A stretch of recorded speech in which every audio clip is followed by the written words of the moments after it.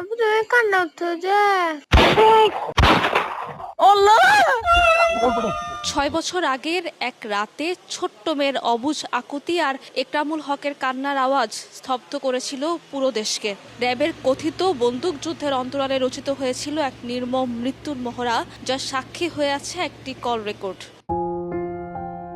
টেকনাফ পৌরসভার তৎকালীন কাউন্সিলর একরামুল হককে সেদিন বন্দুকযুদ্ধের নামে হত্যা করা হয় বলে শুরু থেকেই দাবি ছিল স্বজনদের।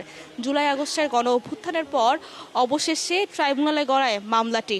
গত 26 জুলাই শেখ হাসিনা সহ 11 জনের বিরুদ্ধে অভিযোগ আমলে নিয়ে 8 জনের বিরুদ্ধে গ্রেফতারি পরোয়ানা জারি করে আন্তর্জাতিক অপরাধ ট্রাইব্যুনাল 2।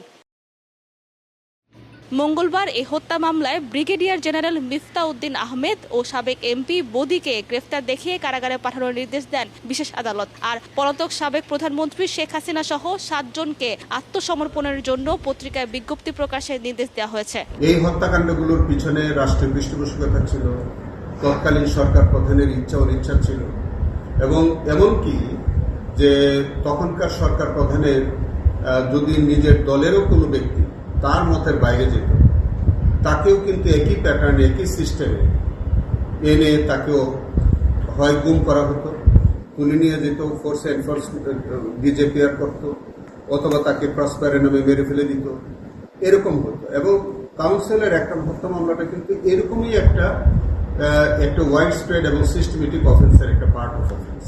এদিকে চিফ প্রসিকিউটর জানান, আওয়ামী লীগ সরকারের আমলে 250 জনের গুমের ঘটনার তদন্তে গতি আনতে 5 জন বিশেষ তদন্ত কর্মকর্তা কাজ করছে। সাব্বিনা মজুমদার, সময় সংবাদ, ঢাকা।